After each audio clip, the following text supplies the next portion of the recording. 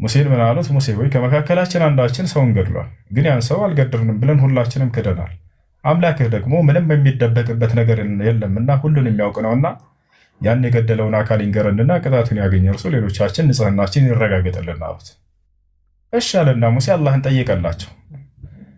አላህንም ሲጠይቁት ጊዜ እነዚህ እስራኤላውያኖች በሙሴ በኩል በጠየቁ ጊዜ አላህ ምን አለ? እሺ ችግር የለውም እነግራቸዋለሁ፣ ይሄን ለማወቅ ግን ላምን ወይንም ወይፈንን እረዱ በላቸው አለ። ያ ሰላም! ምንን እረዱ አላቸው? ላምን ወይፈንን እረዱ አላቸው። ለምን? ያ በልባቸው ውስጥ ለላምና ለወይፈን ያላቸው አምላክ ነች ብለው የሚያስቡት ክብር ስላለ በእስራኤል ሕዝብ ውስጥ በልባቸው ላይ ያንን ሊቆርጥላቸው ፈለገ። ምን ያክል ደካማ እንደሆነች በእጃቸው አርደው እንዲያዩ እና ደካማ እንደሆነች እንዲያረጋግጡ ፈለገ አላህ ሱብሓነሁ ወተዓላ። በዚያውም የሚሞተውን ሰው ሊያስነሳላቸው ነው። ላምን ረዱ ተባሉ። አይታችኋል? ላለማረድ ስንት ጥያቄ እንደጠየቁ በቁርአን ላይ ወኢዝ ቃለ ሙሳ ሊቀውሚሂ ኢነላሃ የእሙሩኩም አን ተዝበሑ በቀራ አላቸው። ላምን እንድታርዳለህ ያዛችኋል አላቸው። እሺ ብለው ወደ ኋላ አልረዱም። ለምን? ማረድ አልፈለጉም። በውስጣቸው ለላም ልዩ ክብር ነበራቸው። ወዲያው ምን አሉት? አተተኺዙና ሁዙዋ አሉት። የመጀመሪያው ጥያቄያቸው እኛን ማላገጫ አድርገህ መሳለቅ አድርገህ ይዘህ እያያዝከን ነው፣ ተው እንዲህ አትበለን አሉት። ቃለ አዑዙ ቢላሂ አን አኩነ ሚነል ጃሂሊን፣ እኔ በእናንተ ተሳላቂ ከመሆኑ በአምላኬ በአላህ እጠብቃለሁ፣ ይህን አላደርግም። ብቻ ከፈለጋችሁ ያን ሰው ለማወቅ ረዱ ተብላችኋል፣ ከፈለጋችሁ ረዱ አላቸው። ከዚያ ጥያቄ መጠየቅ ጀመሩ። ቃል ድዑ ለና ረበከ ይበይን ለና ማሂ፣ ምን አይነት ላም እንደሆነች እሺ ጠይቅልን አሉት። ምን አይነት ላም እንደሆነች ለማወቅ ፈልገው ሳይሆን ላለማረድ ነው።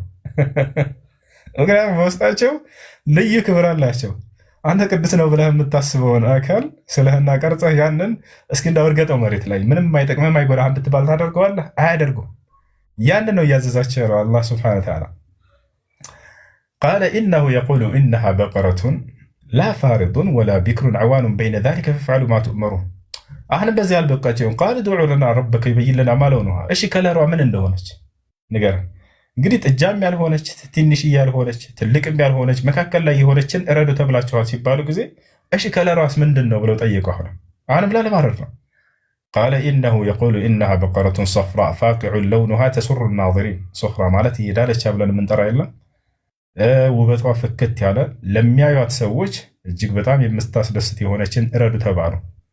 አሁንም አልበቃቸውም። ቃል ድዑ ለና ረበከ ይበይን ለና ማ ሂየ ኢነል በቀረ ተሻበሀ ዐለይና፣ ምን አይነት እንደሆነች አሁንም ጠይቅልን ደግመህ። ላሞች በእኛ ላይ ተመሳሰሉብን፣ የትኛውን እንረድ? ተወዛገብን እያሉ አውቀው ላለማረድ ማለት ነው። ሌላ እንዲቀየርላቸው ፈልገዋል እነዚህ ሰዎች። ምክንያቱም ላምን ማረድ አልፈለጉም፣ በውስጣቸው የላም ፍቅር ስላለባቸው። ከዚያ በኋላ ቃለ ኢነሁ የቁሉ ኢነሃ በቀረቱ ላ ዘሉሉን ቱሲሩ ልአርድ ወላ ተስቂ ልሐርሰ ሙሰለመቱን ላ ሽየተ ፊሃ። መጨረሻ ላይ ታዘው የማታረስ የሆነች የተዋረደች ወይንም የደቀቀች ያልሆነች፣ በቃ የማታረስ ያልሆነች፣ ወላ ተስቅል ሐርፍ የታረሰንም አዝመራ የማታጠጣ የሆነች፣ ሙሰለመቱን ላ ሽየተ ፊሃ በእርሷ ላይ ምንም አይነት ነውር የሌለባት ሰላም የሆነችን፣ ይሄ ሰባራ የሆነች ቆራጣ ጎማዳ ያልሆነች ንጹህ የሆነችን ረዱ ተብላቸው አልበቀላቸው። መጨረሻውን እንደምንም ብለው ፈዘበሑሃ፣ ያንን የገዳዩን ማወቅ ስለሚፈልጉ በቃ እንደምንም ብለው እንዲያርዱ ተገደዱ። አረዱም አላላህ ፈዘበሑሃ፣ አረዷት። ወዲያው አላህ ስብሐነሁ ወተዓላ ምን አለው? አሁን ምን ያክል ደካማ እንደሆነች አምላክ ብለው የሚያስቧት በፊታቸው ቁመው ሲሰግዱላት የነበረችው አሁን በእጃቸው የታረደች ደካማ እንደሆነች ከልባቸው ቁርጥ እንዲያደርግላቸው ነው አላህ ስብሐነሁ ወተዓላ ይሄን ያደረገው ከእርሱ ጋር ሊያስተሳሰራቸው ፈልጎ ነው። ከሌላ ፍጥረታት ጋር እንዲተሳሰሩ አይፈልግም። አምላክ ቀናተኛ ነው። ታውቃላችሁ ክርስቲያኖች፣ አምላክ በክብሩ በጣም ይቀናል። ማንም ፍጥረት መጥቶ በክብሩ እንዲጋራ አይፈልግም። ስለዚህ ያንን ከልባቸው ሊቆርጥላቸውና ሊያስወጣቸው ዘንድ ነው ያችን ላም እረዱ ያላቸው። ምን ያክል ደካማ እንደሆነች በራሳችሁ እጅ ተመልከቱ፣ ለእኔ የሚገባኝን ክብር ለፍጥረታት አታድርጉ፣ ከኔ ጋር ብቻ ተሳሰሩ የሚለው ሊያሳያቸው ዘንድ ነው። ከዚያ በኋላ ወደ ሙታን ማስነሳቱ ቀጠለ። ፈቁልነ ድሪቡሁ ቢባዕዲሃ አሉ። ሙሳ ሆይ በእነዚህ ህዝቦችህ መካከል ቃል ገብቼልሃለሁና ያንን የሞተን ሰው ልነግራችሁ ያንን ካረዱ፣ ስለዚህ ምን ታደርጋለህ? ከከብቷ በታረደው በአንዷ ዘለላ ስጋ አንሳና የተቀበረውን ያን የሞተውን ሰው መቃብሩን አንዴ ነካ አድርገው መታ አድርገው አሉ። ከዚያስ ልክ እንዲሁ ሙታንን አስነሳለሁኝ እና አስነሳልሃለሁ። ልክ ሙሳ ሲመታው ጊዜ ወዲያው ሰውየው ተነሳ።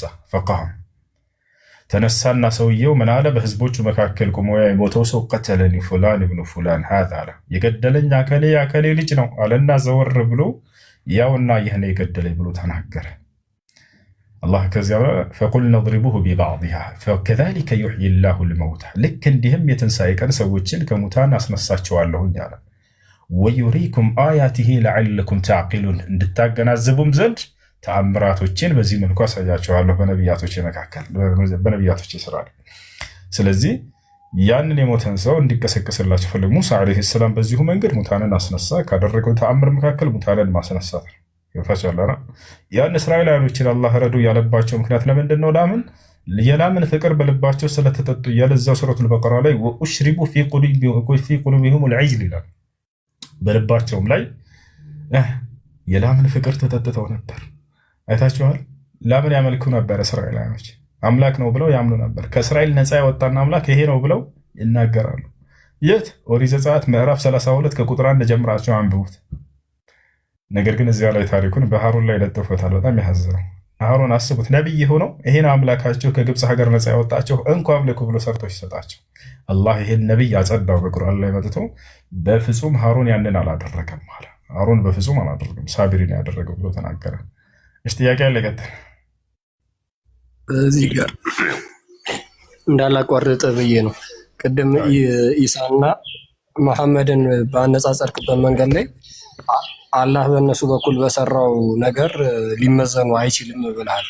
ይህ እንዴት ማመዛዘኛ ሊሆን እንዳልቻለ አልገባኝም። ምክንያቱም አላህ ለራሱ ስራ የሚሰራው የነዛን ሰዎች ወይንም የነዛ አገልጋዮቹን ብቃት አይቶ ነው አይደል ስራ የሚሰራባቸው እንጂ ከመሬት ተነስቶ ምንም እውቀት የሌለው ወይንም ወደሱ ቅርብ ያልሆነን ሰው በሱ ላይ አድሮ ስራ የሚሰራ አይመስለኝም።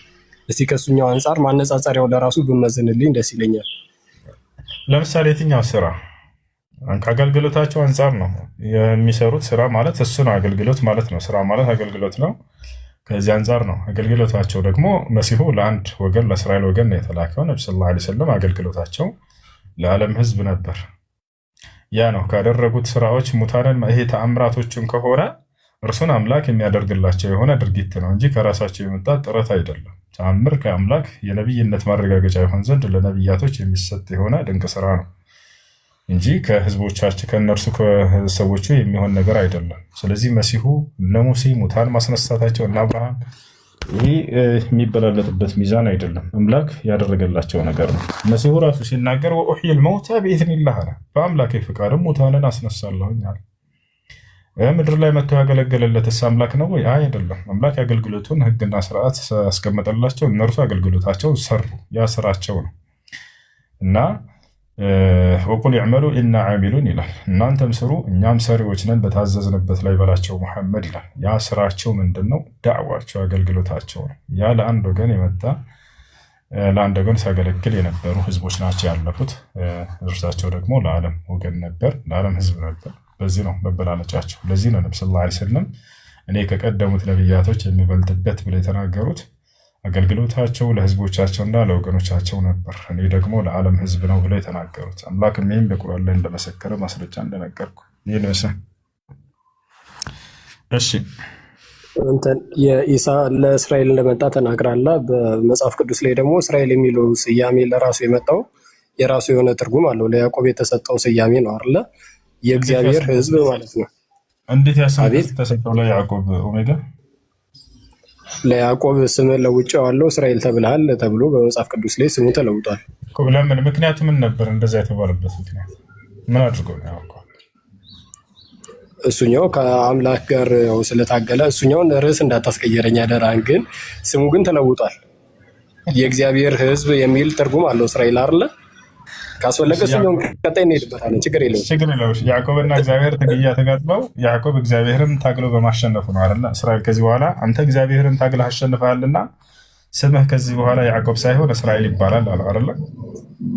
በትክክል። ስለዚህ እስራኤል ማለት ደግሞ የእግዚአብሔር ህዝብ ማለት ነው። ኢየሱስ ክርስቶስ ወደ እግዚአብሔር ህዝብ ነው እንጂ ወደ አንድ ሀገር የተላከ አለመሆኑን በዚህ ማየት ይቻላል።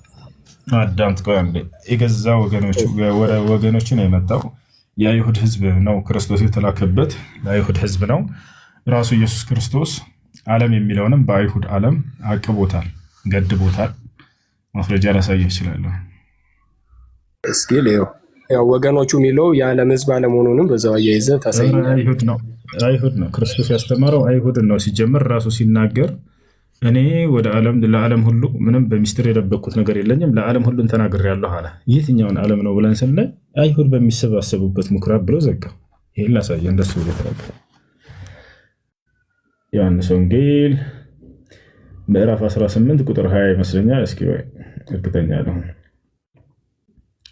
ዮሐንስ ወንጌል ምዕራፍ 18 ቁጥር 20 ያው ራሱ ነው ኢየሱስ ክርስቶስ እንግዲህ ዓለም ሲል የተገደበ ዓለም አለ፣ ፍጹማዊ ዓለም አለ። እንደምናውቀው እዚህ ቦታ ላይ የተገደበ ዓለም እንደሆነ በአይሁድ ሕዝብ ብቻ ገድቦታል። ኢየሱስም መልሶ እኔ በግልጽ ለዓለም ተናገርኩ አለ። የዓለም የት ነው የተናገረበት? አይሁድ ሁሉ በሚሰባሰቡበት በምኩራብና በመቅደስ እኔ ሁልጊዜ አስተማርኩ፣ በስውር ምንም አልተናገርኩም አለ። ያው የተናገረው ለማን ነው ብለን ስናይ ራሱ እዚያው ላይ ፈታው፣ አይሁድ በሚሰባሰቡበት ብሎ ገደበው።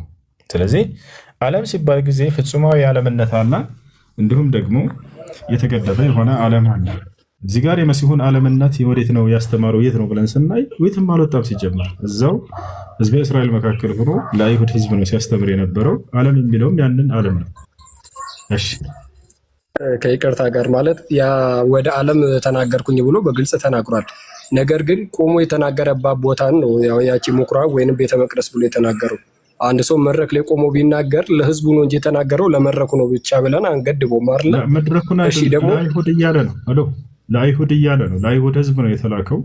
ራሱም እዚህ የተናገረው ለማን ነው ብለን ስናይ ጊዜ ለአይሁድ ነው። ከአይሁድ ውጭ ሌላ ቦታ ወጥቶ አስተምሯል የምትለን ከሆነ ንገረን፣ ችግር የለውም በማስረጃ።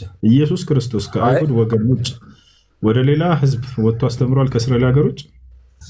የመጽሐፍ ቅዱስን ጥቅስ እና ለዓለም ተናገርኩ የሚለውን እኮ አሳይተናል አይደል? ዓለም የሚለውን እንደገደበው እያሳየሁ ነው። እዚያ ነው ክርስቶስ ለማን የተናገረው ስንል ለአይሁድ ህዝብ ብሎ ተናገረ። አንተ ደግሞ አይ ከአይሁድ ህዝብ ውጭ ሌላ ዓለም ሄዶ ተናግሯል አስተምሯል የምትል ከሆነ በማስረጃ ያሳየን መጽሐፍ ቅዱስ ላይ ያልከው ነው። ልቀበል ነው፣ ችግር የለም። እሺ የመንቀሳቀሻ ቦታው መድረኩ እስራኤል ነበረች፣ ቤተ ምኩራብ ወይንም ቤተ መቅደስ እንደሆነ ራሱ ተናግሯል። ልክ ነህ። ነገር ግን ከላይኛው ያለው ግን ለዓለም ህዝብ ብሎ ተናግሯል ነው። እባክህን እሱን እንደገደበው ነገርኩህ እኮ። ዓለም ሲባል ጊዜ ፍጹማዊ ዓለም አለ፣ የተገደበ ዓለም አለ። ፍጹማዊ ዓለም ያ ማለት ከአይሁድ ህዝብ ውጭ ለሌላ ወገን ሄዶ ያስተማረበት ያን ነገር ካለ አሳየን እያልኩ ነው መጽሐፍ ቅዱስ ላይ። እስቲ ዓለም የሚለው የተገደበ መሆኑን እስቲ ታሳየኛለህ? እንዲሁም ደግሞ ለማን ተናገርኩ ለዓለም ካለ በኋላ ለአይሁድ ተናገርኩ አለ። አይሁድን አስመልክቶ የዓለምነት ሲል ጊዜ አይሁድን አስመልክቶ እንደሆነ እዛው ራሱ ክርስቶስ ተናገረ። እሺ እንደዛ ከሆነ ሐዋርያቱን ባዘዛቸው ትእዛዝ ላይ በይሁዳ በሰማሪያ እንዲሁም በአሕዛብ ዘንድ ሄዳችሁ ያው አጥምቁ አስተምሩ ብሎ ትእዛዝ ሰጥቷቸዋል አይደል? አስተምሮ ወዴት ነው? ወደ ዓለም ዳርቻ በሙሉ ነው ማለት ነው። እሱ ራሱ የተገደበ ነው። ላሳየህ እችላለሁ። ክርስቶስ ሐዋርያቶችን ወደ ሳምራውያንም እንዳትሄዱ ወደ አሕዛብም እንዳትሄዱ ከእስራኤል ቤት ሆነው ወደ ጠፉት በጎች እንጂ ወደ ሌሎች እንዳትሄዱ ብሎ ቃል በቃል ተናግሯል። ላሳየህ እሱ እስከ ዓለም ዳርቻ አስተምሩ የሚለውንስ እኮ እሱ እያልኩህ እኮ ነው። ዓለም ሊሉ ይችላሉ እኮ እያልኩህ ነው። ክርስቶስ እዚህም ለራሱም ሆነ ለሐዋርያቶች ዓለም እያለ ተናግሯል። እሱን አንቃወምም። ግን ያ ዓለም የተገደበ ነው እያልኩህ ነው። ክርስቶስ ገደባቸው። ወዴትም እንዳትሄዱ ከእስራኤል ውጭ እያለ ይከለክላቸው ነበር። ላሳየህ ወይ? እሺ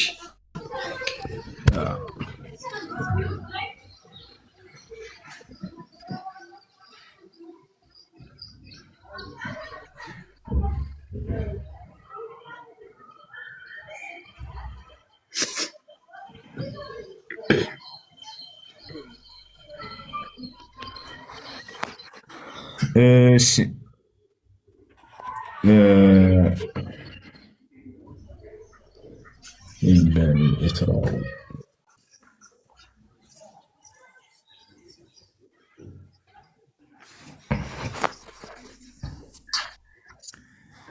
እሺ አንደኛ ክርስቶስ ራሱ የተናገረው አለ። ሁለተኛ ማቴዎስ 10:6 ላይ እስኪ እንመልከተው። ማቴዎስ 10:6 ተመልከቱ። ክርስቶስ ሐዋርያቶችን ከመረጠ በኋላ ምን እንደሚላቸው 12ቱን ደቀ መዛሙርቶች መረጣቸው። እዚህ ጋር ከአንድ ጀምሬ ላንብብልህ። የ12ቱ ደቀ መዛሙርቱ ወደ እርሱ ጠርቶ እንዲያወጧቸው በርኩሳን መናፍስት እና ደዌን ሕመማቸውን ሁሉ እንዲፈውሱ ስልጣን ሰጣቸው። የ12ቱንም ሐዋርያት ስም ይህ ነው ብሎ 12ቱን ደቀ መዛሙርት ተናገረ። የ12ቱም ሐዋርያት ስም ይህ ነው። መጀመሪያ ጴጥሮስ የተባለው ስምዖን፣ ወንድሙ እንድርያስም፣ የዘብዴዎስ ልጅ ያዕቆብ፣ ወንድሙ ዮሐንስም፣ ፊልጶስም፣ በርቶሎሜዎስም፣ ቶማስም፣ ቀራጩ ማቴዎስም፣ የእልፌዎስ ልጅ ያዕቆብም፣ ታዲዮስም የተባለው ልብድዮስ፣ ቀነናዊም ስምዖን፣ ደግሞም አሳልፎ የሰጠው አስቆሮቱ ይሁዳ። እነዚህን 12ቱን ኢየሱስ ላካቸው። ወዴት? አዘዛቸውም። ምንድን ነው የሰጣቸው ትእዛዝ? እንዲህም አለ፣ በአሕዛብ መንገድ አትሂዱ፣ ወደ ሳምራውያንም ከተማ አትግቡ። ታዲያስ ወዴት ነው እንደሄዱ ያዛቸው? ይልቅስ የእስራኤል ቤት ወደሚሆኑ ወደ ጠፉ በጎች ሂዱ እንጂ። ወዴትም እንዳትሄዱ ብሎ ከለከላቸው። ከእስራኤል ቤት ሆነው የጠፉት በጎች እንጂ ወደ ሌሎች እንዳትሄዱ ብሎ ከለከላቸው። ስለዚህ ነው ክርስቶስ እዚህ ቦታ አይደለም ለእስራኤል ወገን የተላከ እንደሆነ በርካታ ቦታ ላይ የሐዋርያት ስራ ላይ ላሳየ። የሐዋርያት ስራ መድኃኒትነቱም ለእስራኤል ነው እንዳለ ለእስራኤል ብቻ ተብሎ የተገለጸ ላሳያቸው። የሐዋርያት ስራ ምዕራፍ 2 ቁጥር 22 ላይ ተመልከቱ። ምን ይላል? ጴጥሮስ ሲገልጸው ምን አለ? የእስራኤል ሰዎች ሆይ ስሙ። ማን አለ? የእስራኤል ሰዎች ሆይ ስሙ። መጨረሻ ላይ ተመልከቱ ምን እንደሚል። ለእናንተ የተገለጠ ሰው ነበር ይላል እዛው ላይ። ለማን? ለእናንተ። እናንተ የተባሉት ማናቸው? እንዳውዱ እስራኤላውያን። ለእናንተ የተገለጠ ሰው ነበረ። እዚህ ብቻ አይደለም፣ ጨምርላችሁ። የሐዋርያት ሥራ ምዕራፍ 13 ቁጥር 23 ላይ ተመልከቱ መድኃኒትነቱ። ከዚህም ሰው ዘር እግዚአብሔር እንደ ተስፋው ቃል ለማን? ለእስራኤል መድኃኒትን እርሱንም ኢየሱስን አመጣ። ለማን? ለእስራኤል። በርካታ ቦታ ላይ ላሳያችሁ ይችላል። ስለዚህ ክርስቶስ ዓለም ሲል ጊዜ ስለ ራሱም ሆነ ስለ ሐዋርያቶች የተገደበ ዓለም እንደሆነ ራሱ መጽሐፉ ተናግሮታል። ለእስራኤል ወገን እንደሆነና እንደሆኑ እነርሱም ማለት ነው። ይህን ይመስላል። ይቅርታ ግን አሁንም በደንብ ልረዳ አልቻልኩም። አንደኛ እስራኤል የሚለው የእግዚአብሔር ሕዝብ ነው የሚለውን እየተነጋገርን ሳለ እሺ፣ በእስራኤል ብቻ ብሎ አዟቸዋል። ማን እንደሰ የመጽሐፍ ቅዱሱ እንትን ታሪክ ላይ ገብተህ ማየት ትችላለህ። እስራኤል ማለት እስራኤል የእግዚአብሔር ሕዝብ ነው አይደለም ሳይሆን የእስራኤል ትርጓሜ ነው። ይቅርታ የረብሽ ትንጫለ። አይሽ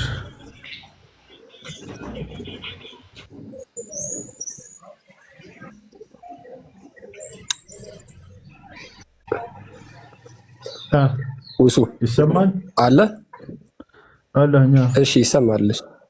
ከሽከተ አንደኛ ለእስራኤል ብቻ አዟቸው ቢሆን ኖሮ ሐዋርያት ሄደው ዓለምን በሙሉ ባላስተማሩ ነበር። በእስራኤል ብቻ የተገደበ ስብከት አልነበራቸውም ሐዋርያቱ አይደል? ከተዛዙ ከእስራኤል ወገኖች ሄደው ያስተማረው ማን ነው? ሐዋርያቶች ቅዱስ ጳውሎስ ማየት ይቻላል። አያችሁት አይደለ? እሱ እንደሚጠቅስ አውቃለሁ። ጳውሎስ የክርስቶስ ከ12 ደቀ መዛሙርት መርጦታል። ኢየሱስ ክርስቶስ ከ12 አልነበረም፣ ግን በብቃትና በጸጋ ስለተጠቀለ እርሱ ነው እንዳውም መጠየቅ ያለበት ማለት ነው ክርስቶስ። ምክንያቱም ከእስራኤል ወገኖች እንዳትወጡ ብሏቸዋል። ሁላቸውም እዛው እስራኤል ላይ ቁጭ ብሎ አስተማሩ። ጳውሎስ ግን እኔ ኢየሱስ መርጦኛል ብሎ ሄደና ወደ ዓለም እንትን ያለው እሱ ነው። እሺ ፊልጶስ የሚባለው ሲያስተምር እናያለን። ከእስራኤላዊ ውጭ የሆነን ሰው ሲያስተምርና ሲያጠምቅ እናያለን። ይህ እንዴት ነው ታዲያ? ወጥተው ነበር እነሱ አስተምረዋል። አይ ለእስራኤል ብቻ የታዘዘ ቢሆን ኢትዮጵያዊውን ባላጠመቀው ነበራ። ታዲያ እዛ ላይ ካለማ መማር ይችላል እኮ። እዛ ላይ መጥቶ ለምሳሌ በአይሁድ ወገን መካከል ሄዶ ሊማር ቢል ሰውየው ክርስቶስ ሂድ ከዚህ ከእኔ አትማርም ብሎ አይከለክለውም እኮ። እሱ ሳይሆን አሁን ገድቦላቸዋል። ቦታውን ነው የሚያስተምሩበትን ቦታ ገደበላቸው ክርስቶስ። እንዳትሄዱ ወደ ሌላ ከተሞች እያለ ከተማን እየገደበ ነው እንጂ እዛ ሄዶ መምጣትን ቢማር ሰውየው ነቢያቶች አይከለክሉም። ለምሳሌ በሙሳ ዓለይሂ ሰላም የነበረው ግብፅ ነው። ሹዓይብ ሌላ ሀገር ነው። አይ አንተ ወደ እኔ ወገን አይደለህም እና ሄድ ከዚህ ብሎ አልገደበውም ነበር። ወደ ሹዓይብ በሄደ ጊዜ የዛኔ ተቀብሎታል ሙሳ ዓለይሂ ሰላም። ስለዚህ አንድ ነቢይ ወደ ከተማ አንድ ነቢይ አስተማሪ የሆነ ቦታ ከሀገሩ ያልሆነ ወገን ሌላ ወገን በሚመጣ ጊዜ አይከለክለውም፣ ይማር ነበር። ግን ያ ነቢይ ወደዚያ ከተማ ሄዶ ታዟል አልታዘዘም ነው። አሁንም እነዚህ ሐዋርያቶች ኢየሱስ ክርስቶስ ሲያዛቸው ጊዜ በእስራኤል ወገን ሁሉ ብቻ አስተምሩ እያለ ነው የሰበካቸው ነው። እሺ ሌላው በዚህ ጋር ተያያዘ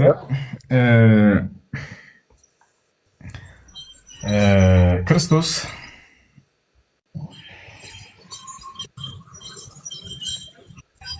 ለእስራኤል ለእነዚህ ህዝቦች አምላክ እንደሆነ ነው ያስተማራቸው ወይንስ አይደለም? ይቅርታ አልሰማሁም። አምላክ እንደሆነ ነው ያስተማራቸው ኢየሱስ ክርስቶስ? አዎ አምላክነቱንማ ተናግሯል።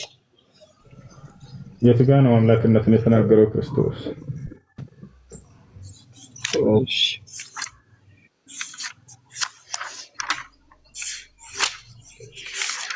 የመጽሐፍ ቅዱስ ጥቅስ ነው የፈለከው?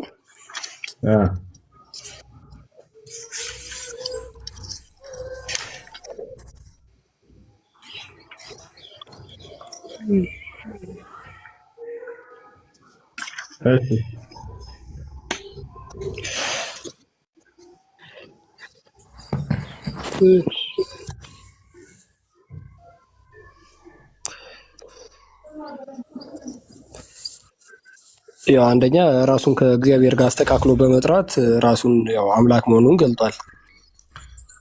ከእግዚአብሔር ጋር ራስን ማስተካከል ማለት ነው የሚለውን እንመጣበታለን። እሱን አውቀዋለሁ። እሱ ሳይሆን ጥያቄ እኔ አምላካችሁ ነኝ አምልኩኝ ብሎ አስተምሯል ወይ ክርስቶስ? አምልኩኝ የሚለውን ዳይሬክት አልተናገረም። ነገር ግን አምላክ እንደሆነ ግን ተናግሯል። አይዋ ክርስቶስ አምልኩኝ ወይንም ተገዙኝ ብሎ ይሄንን ከማንም አልፈለገም። በጣም እናመሰግናለን። እሱስ አምላኩን ይገዛ ነበር አልፈለገም ማለት አይደለም። አይቶ የሚረዱት ነገር ስለሆነ ነው። አምላክነቱን ከተናገረ ማምለክ የነሱ ድርሻ እንደሆነ ስለሆነ ነው። ትምህርት አይደለም። ሰዎች ቢያደርጉት እንደስተተ ምን ቁጥር አሁን ጥያቄው ምን መሰለህ? ኢየሱስ አምላኩን ይገዛል አይገዛም? አምላክ ሆኖ ኢየሱስ ክርስቶስ ለአምላኩ ይገዛል አይገዛም? ያው በስጋው ተገዝቷል የሚል ይኖራል። በአምላክነቱ ግን አምላክ ለአምላክ ይገዛል የሚል ነገር ግን የለም። እሺ ክርስቶስ የዛኔ ሲገዛ ጊዜ በስጋው ስጋ ከመለኮት ተነጥሎ ነበር ማለት ነው? ምን ሲደረግ? ክርስቶስ ለአምላኩ በስጋው በሚገዛ ጊዜ መለኮት ከስጋው ተነጥሎ ነበር ወይ የዛኔ? ወይንስ ስጋና መለኮት አይነጣጠልም? በፍጹም ለቅጽበትም አይነጣጠልም።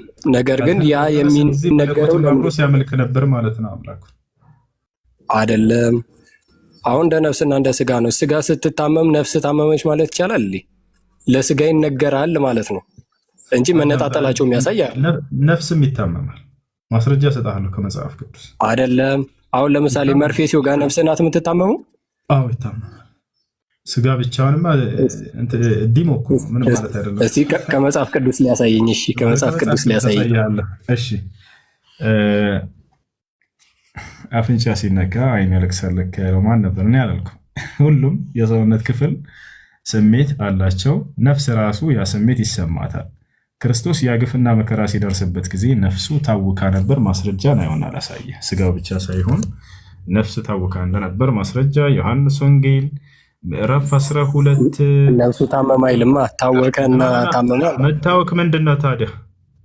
በኮስኛውን ተተርጓለች 27 ላይ አባት ሆይ አሁን ነፍሴ ታወካለች ብነስላለሁ፣ አባት ሆይ ከዚህ ሰዓት አድነኝ እያለ ይለምን ነበር። ምኑ ነው የታወከው? ስጋው ነው ነፍሱ? ነፍሱ ነው። ያው መታወክ ማለት እንግዲህ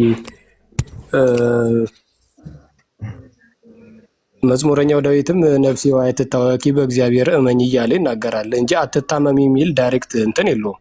መታወክ ማለት ምን ማለት ነው ንገረኝ። መረበሽ ምናምን የመሳሰለ እንትን ማስረጃ። አይ አሁን ላሳየኝ። አንተም ማስረጃ አልሰጠኸኝም። ያኔ ማስረጃ ነው የሰጠኸኝ። ነፍስ ታወካለች። አይ መታመም ለሚል መታወክ ማለት መታመም ነው ለሚለው ዳይሬክት ማስረጃ መሆን አይችልም። ይሄ ነው አይደለም። ያው ነፍስ ትታወካለች አትታወክም? ነፍስ ምንም ስሜት የላትም። ስጋ እኮ ነው አልከኝ። ክርስቶስ ብየደረሰ አይደለ? እንደዛ አልወጣኝ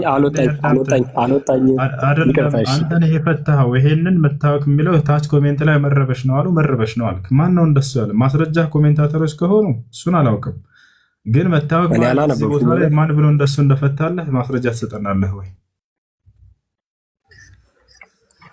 መታወክ ማለት እኮ መዝገበ ቃላት ለራሱ ማየት የሚቻል ነገር እኮ። አሳየን፣ እሱን ታሳየናለህ። ተዘጋጅና አሳየን። እሺ ዳዊት ከላይ እንዴት ነው እስከዛ ድረስ ሌሎች እድል መስጣቸው? ግን ከይቅርታ ጋር ግን ያልጨረስኩት ስላለ እንትን ነቢዩ መሐመድ ዓለምን በሙሉ ተዘዋውሮ ሄደው አስተምረዋል። ነቢዩ ሰለላሁ ዐለይሂ ወሰለም ዓለምን ተዘዋውረው አስተምረዋል። ማስረጃ እስቲ እስኪ በስጋ መዞራቸውን። እሺ በስጋ ከአካል ወደ ዓለምን መዞር ማለት እንዴት መሰለ? ነቢያችን ሰለላሁ ዐለይሂ ወሰለም በዘመናቸው በተላኩበት ዘመን መልእክታቸውን ለዓለም ማድረስ ማለት ነው። ማለት ነቢያችን ሰለላሁ ዐለይሂ ወሰለም አማኞችን ሰሓቦቻቸውን ወደ ዓለም ሄደው እንዲያስተምሩ በገሃድም ቀጥታ እነሱም ወደ ዓለም ሄደው በዘመናቸው ሄደው አስተምረዋል። ለምሳሌ ወዴት ዓለም ከተባለ ከሳዑዲ ምድር ውጭ ወደ ኢትዮጵያ ሁሉ መጥተው አስተምረዋል። የማን የነብዩ ሰለላሁ ዐለይሂ ወሰለም ትእዛዙ ከማን ከአረብ ሀገር ውጭ እንዳትወጡ ከዚህ ብለው እንደ ኢየሱስ ክርስቶስ ከእስራኤል ውጭ እንዳትወጡ ላላላ እንደዛ አላሏቸው። ሂዱና ቀጥታ ወደ ኢትዮጵያ ወደ ሮሜ ሰዎች ሁሉ ደብዳቤ ልከዋል። አሁን አውጥቼ ሐዲሱን ላሳየህ እችላለሁ። የነቢዩ ሰለላሁ ዐለይሂ ወሰለም ደብዳቤ ወደ ሮሜ ሰዎች፣ የሮሜው ጳጳስ እስልምናን ሁሉ ተቀብሏል። የሮሜው ታላቁ ንጉስ ሄረክል የተባለውም ትክክለኛ የመጨረሻው ዘመን ነብይ መሆናቸውን በአንደበቱ መስክሯል። ስልጣኑን እንዳይነጠቅ መጨረሻ ላይ አይን ያልቀበልም ማለት እንጂ ነብይነታቸውን ማለት ነው እንጂ እርሱም በደንብ አረጋግጧል። የኢትዮጵያ ቀሳውስቶች መነኩሴዎች እስልምናን ተቀብለዋል። ቃል በቃል በቁርአን ላይ ላሳየህ እችላለሁ። ስለዚህ ከሳዑዲ ምድር አወጥተው ነብዩ ሰለላሁ ዐለይሂ ወሰለም ትምህርታቸውን ሁሉ አድርሰዋል። ቁርአን ላይ ላሳየህ ማስረጃ ቀሳውስቶችና መነኩሴዎች እስልምና እንደተቀበሉ ማን ጻፈው? ቁርአን ይቅርታ ረሳት ቀይረ ማን ጻፈው? ቁርአንን እያለ አንድ ጊዜ ኢትዮጵያ ቀሳውስቶችና መነኩሴዎች እስልምና እንደተቀበሉ ላሳያቸው ነው። ቆይ አንድ እንዳላደክም ነው እሱ። እሺ ልድከም፣ ችግር የለውም። የኢትዮጵያ ክርስቲያኖች እና ቀሳውስቶች እስልምና እንደተቀበሉና እንዳመኑ በአላህ ነው ላሳያቸው። መነኩሴና ቀሳውስት የሚለውን ቃል በቃል ነው የማሳያቸው። ذلك بأن منهم قسيسين ورهبانا وأنهم لا يستكبرون። ቆይ አንድ ላሳያቸው። ወደ ኢትዮጵያ ቀሳውስቶች የነቢዩ ሰለላሁ ዐለይሂ ወሰለም መልእክት ደርሶ እስልምና እንደተቀበሉ ቃል በቃል እናሳያቸው። በቁርአን ላይ ቃል በቃል እኔ ተፍሲር ላይ ቃል በቃል ቁርአን ላይ በሌላ ልጅ ቦታ ላይ እሺ ያውና ምን ላሳያችሁ። ቁጥር 82 ያው ምዕራፍ 5 ቁጥር 82 ላይ ተመልከቱ። አይሁዶችንና እነዚያን ያጋሩትን ለእነዚያም ለአመኑት በጠላትነት ከሰዎች ሁሉ ይበልጥ የበረቱ ሆነው በእርግጥ ታገኛላችሁ። እነዚያንም እኛ ክርስቲያኖች ነን ያሉትን ለእነዚያ ለአመኑት ወዳጅነት በእርግጥ ይበልጥ የቀረባቸው ሆኖ ታገኛላችሁ። ይህ ከእነሱ ውስጥ ቀሳውስትና መነኮሳት በመኖራቸውና እነርሱም የማይኮሩ በመሆናቸው ነው አለ። ታዲያ እንዳመኑ ማስረጃ የት ነው? ያው ቀጣዩ ላይ እነዚህ መነኮሳቶችና ቀሳውስቶች ወደ መልእክተኛውም ወደ ነብዩ ሰለላሁ ዐለይሂ ወሰለም ማለት ነው የተወረደውን ቁርአንን በሰሙ ጊዜ አስተባበሉ ወይስ አመኑ? እውነቱን ከማወቃቸው የተነሳ አይኖቻቸውም እንባን ሲያፈሱ ታያለህ። ጌታችን አላህ ሆይ አመንን ከመስካሪዎቹንም ጋር ጻፈን ይላሉ ማለት ማንን እኛ ነው በአላህ የማናምነው እያሉ ይናገራሉ። በአላህና ከእውነት ከመጣልን ነገር የማናምን ጌታችንም ከመልካም ሰዎች ሊያደርገን ሊያስገባን የማንከጅለኛ ምን አለንና ነው ባሉ። ከዚያም አላህ ምን አለ ለእነዚህ ሰዎች ባሉትም ምክንያት አላህ ከስሮቻቸው ወንዞች የሚፈሱባቸው ገነቶችን በውስጣቸው ዘውታሪዎች ሲሆኑ መነዳቸው፣ ይህም የበጎ ሰሪዎች ዋጋ ነው አለ። ያው እነዚህ ቀሳውስቶችና መነኩሴዎች ቁርአንን በሰሙ ጊዜ ወዲያው አምነው ተቀብለዋል። ይህን የኢትዮጵያ ነጃሽንና እርሱን የኢትዮጵያ ሀበሻዎችን አስመልክቶ እንደሆነ ታዲያ ማን ይፈታለህ ያላችሁ፣ ኑ እኔ ከራሴ አንዳች ነገር አልፈታም ነው። ማስረጃ ላሳያችሁ። ሱረቱል ማኢዳ ላይ ያለው ሀበሻዎች እንደሆኑ ላሳያችሁ።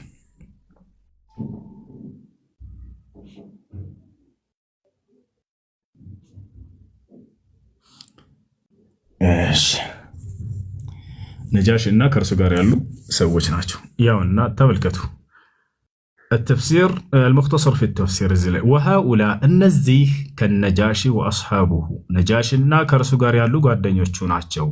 قلوبهم لينة ልባቸው በጣም ገር ነበረች።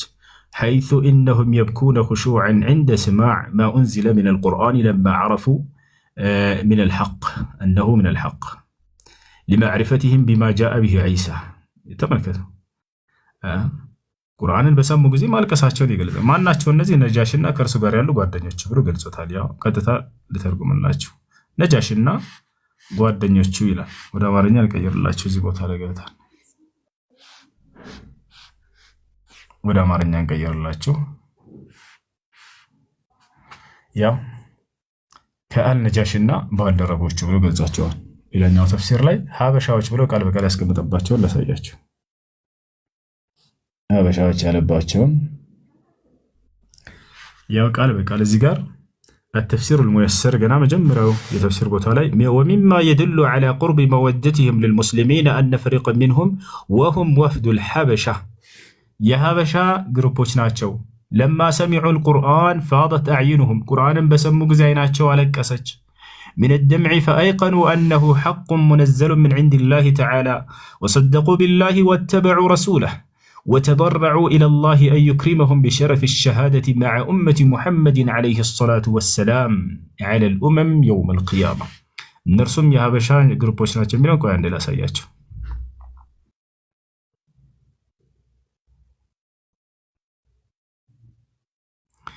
ولا ما نير كير الله تشوف زيجر الناس كمتو زيجر الناس كمتو እነርሱም ቁርአንን ሲሰሙ ከአቢሲኒያ ሀበሻ የሚለውን አቢሲኒያ ብሎ ተረጎመ። ከአቢሲኒያ የመጡ ልዑካን ነበሩ። አይኖቻቸውን በእንባ ሞላ እያለ ይናገራል። ስለዚህ እነዚህ የኢትዮጵያ ቀሳውስቶችና መነኩሴዎቻችሁ ቁርአንን በሰሙ ጊዜ ወዳው አልቅሰው እስልምናን ተቀብለው ነበር፣ ከነ ንጉሱ ጭምር ማለት ነው። ያው አልቅሰው ነው ቁርአንን በሰሙ ጊዜ ወዳው ኢስላምን የተቀበሉትና ከነብዩ ሰለላሁ ዐለይሂ ወሰለም ያመኑ። ስለዚህ ነብዩ ሰለላሁ ዐለይሂ ወሰለም ትምህርታቸውን ለዓለም ህዝብ ሁሉ አድርሰው ብለው ሰሃቦቻቸውን አድርሰው ሰሃቦቻቸውን ለዓለም ሄደው አድርሰው እንዲቀበሉ አድርገዋቸዋል። ወደ ሮሜ ሰዎች የላኩትን ደብዳቤ ላሳያችሁ። ሐዲስ ላይ ወደ ሮሜ ሰዎች ሮሜ ቁጥር 1 ቁጥር ምዕራፍ 1 ቁጥር 32 ቀጥታ እዛ ጋር ታገኛላችሁ። ሮሜ እያልኩኝ ያለሁት የነብዩ ሰለላሁ ዐለይሂ ወሰለም ወደ ሮሜ ሰዎች የላኩት ደብዳቤ ነው። ሐዲሱ ምን ያለ መሰላችሁ? ሚን ሙሐመድ ረሱልላህ ሰለላሁ ዐለይሂ ወሰለም ኢላ ዐዚም ሩም ይረቀል ነቢዩ ሰለላሁ ዐለይሂ ወሰለም ከእርሳቸው ወደ ሮሜ ሰዎች የላኩት ደብዳቤ ምን የሚል ነበር? ፈኢኒ አድዑከ ቢዲዓየት ልእስላም እኔ በእስልምና ጥሪ አደርግልሃለሁኝ አሉት። አስሊም ተስለም ስለም ሰላም ትሆናለህ በሁለቱም ዓለም። ፈኢኒ አድዑከ ቢዲዓየት ልእስላም አስሊም ተስለም ዩእቲከ አላሁ አጅረከ መረተይን አላህ ምንዳህን በሁለት መንገድ ይሰጥሃል አሉት። ፈኢን አበይተ ፈኢና ዐለይከ ኢስመል አሪሲይን እምቢ ካልክና አልቀበልም ካልክ ግን እንዲሁም ከህዝቦችህ ይህን ኢስላም የምታቅብና የምታግድ ከሆንክ በአንተም በህዝቦችም ትጠይቃለህ፣ የሁለቱንም ኃጢአት ትሸከማታለህ አሉት። ምክንያቱም አንድ ሰው ራሱ ኢስላምን አልረዳም ብሎ ሌሎችንም አይረዱ አልፈልግም ብሎ ቢዘጋቸው በኃይሉና በጉልበቱ መንግስት ከሆነ ወደ እነዚያ ሰዎች እውነትን እንዳይደርስ በማድረጉም እንዲሁም ራሱን ባለመቀበሉ ይጠየቃልና። ወያ አህለል ኪታብ አሉ እናንተ የመጽሐፉ ሰዎች ሆይ አሏቸው፣ ተዓለው ኢላ ከሊመቲን ሰዋኢን በይነና ወበይነኩም እኛንም እናንተንም እኩል ወደምታደርገን ወደ ሆነችዋ ንግግር አንዱን አምላክ እናምልክ ወደሚለው ነው የምጠራችሁ፣ ሌላ አይደለም አሉ ነብዩ ሰለላሁ ዐለይሂ ወሰለም። አምላክን አንድም ሶስትም ነው አትበሉ፣ አምላክ ሞተ አትበሉ፣ አምላክ ለዘላለም ሕያው ነው፣ አንድ ብቻ ነው በማንነቱም በምንነቱም፣ እርሱን እመኑና ወደኛ ነው ብለው ጠሯቸው ነብዩ ሰለላሁ ዐለይሂ ወሰለም። አላ ነዕቡደ ኢለላህ ወላ ኑሽሪከ ቢሂ ሸይአን በእርሱ ላይ ቅንጣት ላናጋራበት፣ ወላ የተኺዘ ባዕዱና ባዕደን አርባበን ሚን ዱኒላህ ከፊል ከፊላችን ሌሎች አማልክቶችን ጌቶችን እንዳይዝ ይህን ነው በቃ የምንፈልገው አሉ። ፈኢን ተወለው ፈቁሉ አሽሀዱ ቢአንና ሙስሊሙን እምቢ ካሉና እንቀበልም ካሉ እኛ ሙስሊሞች መሆናችንን እወቁ እንግዲህ አሁንስ መስክሩ በላቸዋል። ወሰላሙ ዐላ መን ኢተበዐል ሁዳ አሉ። መጨረሻ ላይ ሲዘጉት ቅኑን መንገድ በተከተሉ ሰዎች ላይ የአላህ ሰላም ይስፈንባቸው አሉ። ያ ሰላም ወላሂ ምንኛ ያማረ ጥሪ ነው። ገና ሲጀምሩ በአምላክ ስም ብለው ይጀምራሉ። ሲጨርሱ እውነትን እና ቅኑን መንገድ በተከተሉ ሰዎች ላይ የአምላክ ሰላም ይስፈንባቸው እያሉ ይጸልዩላቸው ነበር እና ይህ ነው ነብዩ ሰለላሁ ዐለይሂ ወሰለም። ስለዚህ ማነው ኦሜጋ መልእክታቸውን ለዓለም ሁሉ እንዲደርስ ራሳቸው ደብዳቤዎቻቸውን ልከው ትውልዶቻቸውን ሰሃቦቻቸውን እየላኩ አስደርሰዋል። እንዲሰልሙም አድርገዋቸዋል። ማስረጃም እንዳሳየሁ ማለት ነው። እሺ ጥሩ። የኢትዮጵያን አይቻሉ ወደ ኢትዮጵያ የመጡት ያው ከስደት አንጻር እንደሆነ ነው በታሪክ ማውቀውና በስደት ሲመጡ ትምህርቱን ለማስፋፋት ነው ማለት ይቻላል ወይ? ድንገት አድርገው ሊሆን ይችላል፣ ግን ነገር ግን ዋነኛ ዓላማቸው እሱ አልነበረም። ስደት ነው ዋና መነሻቸው አይደለ? ስደትን መነሻ አድርገው ያንን ነገር አድርገው ሊሆን ይችላል። እንደዚሁም ሁሉ ደግሞ ኢየሱስ ክርስቶስ በ2 ዓመቱ እንደተሰደደው ወደ ግብፅም እንደሄደ ይታወቃልና እንዴት ታየዋለህ ታዲያ ይሄንን? እሺ አይደለም አንተ የዛኔ ስደት የመጡትን ነው የምታየው። የዛ ጊዜ ብቻ አይደለም ነቢዩ ሰለላሁ ዐለይሂ ወሰለም በበርካታም ጊዜ እንትን ብሏቸዋል። ያው ደብዳቤውን የላኩበትን ደብዳቤ ቆይ ላሳይህ። በቃ ነቢ ሰለላሁ ዐለይሂ ወሰለም ወደ ኢትዮጵያ ንጉስ የላኩትን ደብዳቤ በማስረጃ ወጥቼ ባሳይ የተሻለ ይመስለኛል። ዝም ብሎ በስደት እንዳጋጣሚ የመጡ ነው ይመስላቸው አይደለ? ደብዳቤውን አስይዘዋቸዋል። ደብዳቤውን ላሳያችሁ ከነ ማስረጃው ከነ ምንጩ። ወደ ሀበሻ ንጉስ የላኩት ደብዳቤ፣ ወደ ሮማ ሰዎች፣ ወደ ዓለም እንዳለን የላኩት በዘመኑ የነበሩ መንግስታትን ሁሉ አንድ ሳያስቀሩ ነቢ ሰለላሁ ዐለይሂ ወሰለም ልከውላቸዋል። ደብዳቤ ወደ እስላም ነው ብለው ለዓለም ሂድ አድርስ ተብለዋልና ነቢ ሰለላሁ ዐለይሂ ወሰለም ያንንም በርካቶች ተቀብለዋል። የተቀበሉት የግብፅ ንጉስ የዛኔ ግብፅ በክርስትና ነበር የምትተዳደረው፣ ክርስትና ነበር። ወዲያውም ባየ ጊዜ ትክክለኛ ነቢይ መሆናቸውን መስክሮ ነበር። ልክ እንደ ሄረቅል ሆነ አቋሙ። የኢትዮጵያው ንጉስ ግን ጀግና የሆነው የሀበሻው ንጉስ የሚገርማችሁ የዛኔ ሮማ ነበረች ከላይ ተቆጣጥራ እንትን የምትላቸው ማንንም አልሰማም ብሎ ኢስላምን ተቀብሏል። እርሱ ቆይኑ ላሳያችሁ። ነቢ ሰለላሁ ዐለይሂ ወሰለም ወደ ኢትዮጵያ የላኩት ደብዳቤ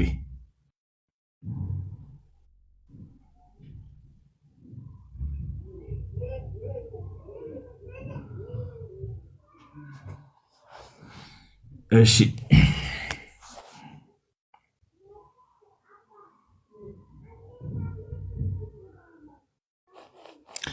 ያው ላሳይህ የላኩላቸው ደብዳቤዎች ወደ አማርኛ ትርጉም ያሳያቸው የሐዲሱን ምንጭ ያዙት ልጆች ሶሒህ ሙስሊም ላይ ታገኝታላችሁ። ቁጥር 1744 ላይ፣ ትርሚዚ ላይ 2716 ላይ፣ ነሳኢ ላይ ልክ ነው 8796 ላይ ታገኝታላችሁ። ሌሎችም የሐዲስ መዛግብቶች ላይ አነስ ብን ማሊክ የተባለ ሰሐባ ነው ሐዲሱን ያስተላለፈው። أن نبي الله صلى الله عليه وسلم نبي صلى الله عليه وسلم كتب إلى كسرى وإلى قيصر وإلى النجاشي ولا نجاشي دبدابين صفوان وإلى كل جبار يدعوهم إلى الله تعالى وليس بالنجاشي الذي صلى عليه النبي صلى الله عليه وسلم وفي رواية لم يقل وليس بالنجاشي الذي صلى عليه النبي صلى الله عليه وسلم قال النبي صلى الله عليه وسلم ياو وإذا إثيوبيا من قستاتوش ولا ሌሎችም ወደ ዓለም መንግስታቶች ደብዳቤ ልከዋል። ያውና ማስረጃው የእግዚአብሔር ነብይ ብሎ ተረጎመው ጎግል አለይሂ ሰላም። አሁን እዚህ ቦታ ላይ ጎግል አላህ የሚለውን እግዚአብሔር ብሎ ነው የሚተረጉመው። የእግዚአብሔር ነብይ ነብይ ሰለላሁ ዐለይሂ ወሰለም የእግዚአብሔር ነብይ ያላቸው ነው። ቅዱሳን ምን ትላላችሁ? የእግዚአብሔር ነብይ ሰላምና በረከት በእርሱ ላይ ይሁንና ለችሮስሮስ ይላል ኪስራ የሚለውን ነው ለቄሳር ለንጉስ ኔጉስ ብሎ ተረጎመው። ኔጉስ የሚለው ንጉስ ያለው ነጃሺ የሚለው ነጃሺ ማለት ትርጉሙ ንጉስ ማለት ነው። ያ ማዕረጋቸው ነበር ልክ አጼ ምናምን እንደሚባለው ማለት ነው። ለእያንዳንዱ አምባገነንና ሁሉን ቻይ ለእያንዳንዱ አምባገነን ወደ ሁሉን ቻይ አምላክ እየጋበዘ ጽፈዋል ደብዳቤ ነብዩ ሰለላሁ ዐለይሂ ወሰለም አያርና። ስለዚህ ነብያችን ሰለላሁ ዐለይሂ ወሰለም ወደ ነጃሺ በስነ ስርዓት ደብዳቤ ጽፈውለት ወደ እስላም እንዲገባ ጥሪ አድርገውለት መጥተዋል ማለት ነው። ወደ በርካታ መንግስት እዚህ 3 መንግስታት ነው ለናሙና ያከለ ተጠቀሰ። ይሄ ሊመስለሽ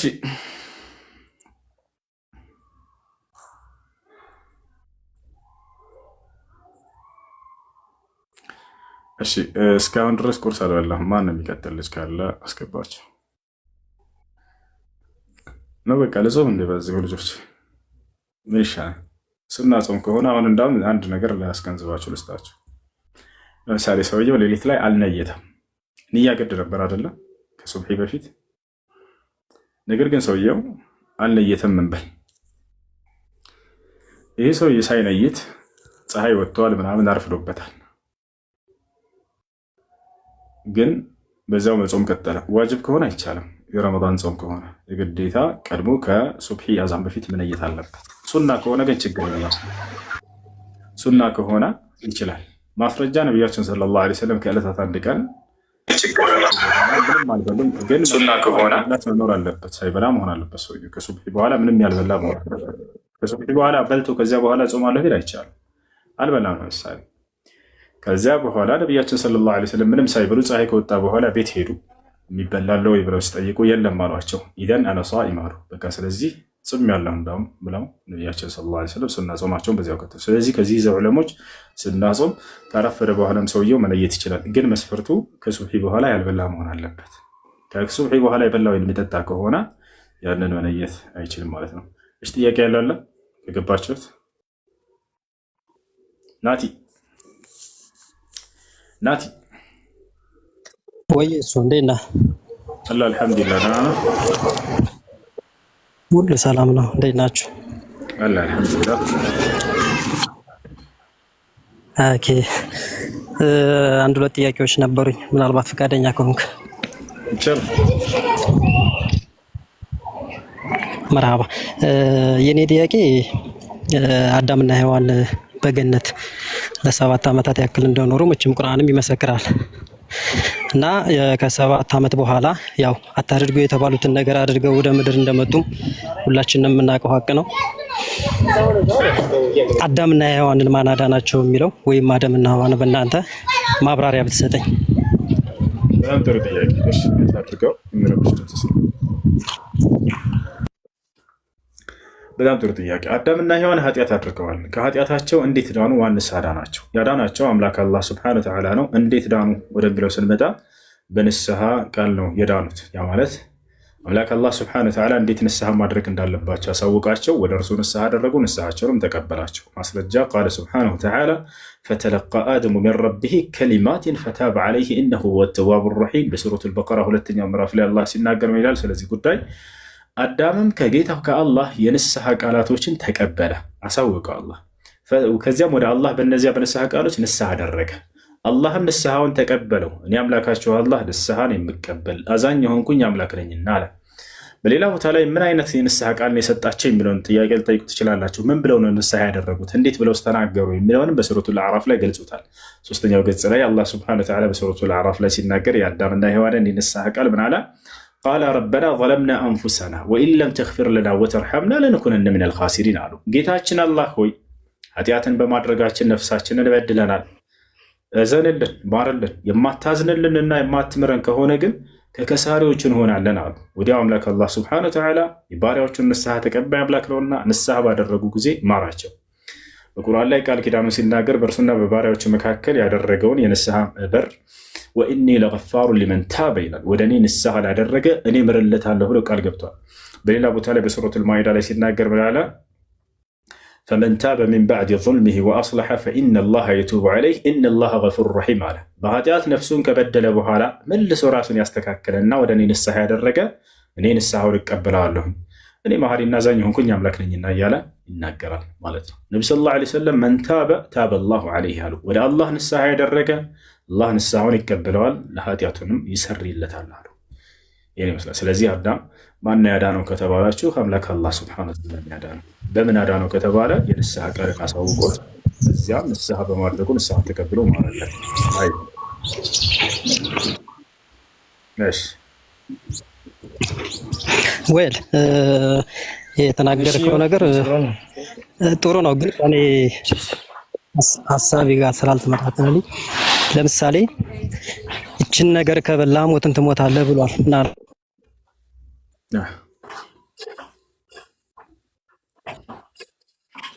ስለዚህ እንዳትነካ የተባለውን ነገር ስለነካ ብቻ ሙቷል። እሱ መዛፍ ይመስላል ጣበት ባይዘው ለሰው ልጅ መኖሪያ አይደለችም አይደለ?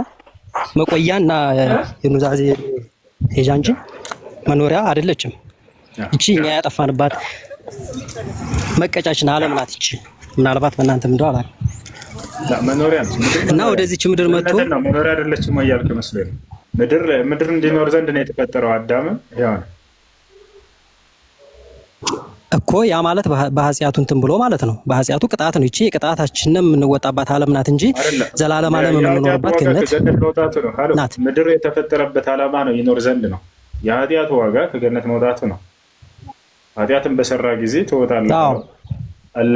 ፈቁልና ያ አደሙ ኢነ ሃዛ ዐዱውን ለከ ወሊዘውጅከ ፈላ ዩኽሪጀነኩማ ሚነል ጀነት ከገነት እንድትወጡ እንዳያደርጋችሁ ይለው ነበር። ስለዚህ አዳምና ሔዋን የኃጢአታቸው ከገነት እንዲወጡ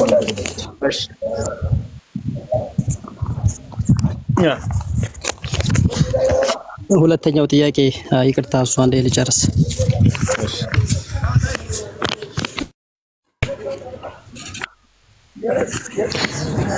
ለአደም ወይም ለአዳም የተሰጠችው ሚስት ስንት ሚስት ነበረች? አንድ።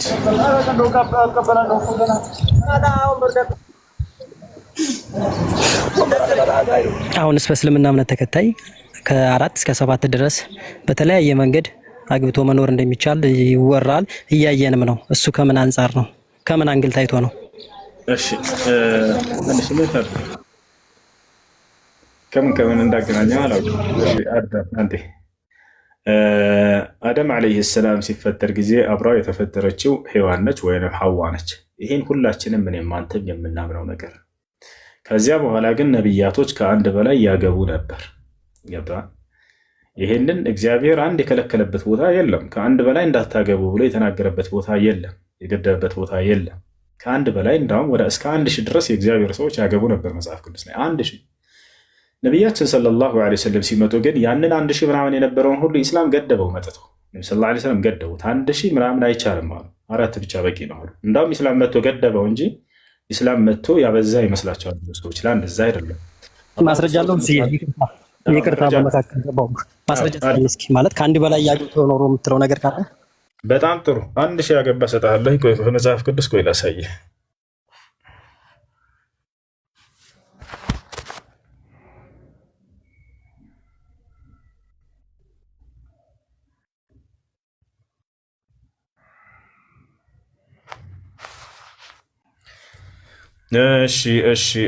እሺ ያው ቁጥር 3 ላይ ይታያል። ንጉሥ ሰለሞን ቁጥር 3 ላይ ስንት ሚስቶች ነበሩት? ለእርሱም ወይዛዝርት የሆኑ 700 ሚስቶች 300 ቁባቶችም ነበሩት፣ ሚስቶችም ልቡናን ነበሩት ይላል። 700 ሚስቶች 300 ቁባቶች። ቁባት ማለት ከሚስቶች የሆኑ ቅምጦች ናቸው፣ ቺኮች። እያየሁ ነው ናቲ። ያው 700 እና 300 እያየሁት ነው። ሌላም ላሳይ እችላለሁ። ያዕቆብ ከአንድ በላይ ሚስቶች ምን አለ መሰለህ፣ አብርሃም ከአንድ በላይ ሚስቶች ነበሩት፣ ዳዊት ከአንድ በላይ ሚስቶች ነበሩት፣ ሙሴ ከአንድ በላይ ሚስቶች ነበሩት። እንደምታመጣ ታውቅ ነበረ። ምን አለ መሰለህ፣ አሁን እንደሱንም ይችን እንደ እንትን ነገር ልታነሳት አይገባም። ምክንያቱም ከዚህ በፊት ከብሉይ ኪዳን በፊት ሕገ ልቦናና ሕገ ኦሪት የሚባል ነበር። ይሄን ታውቃለህ።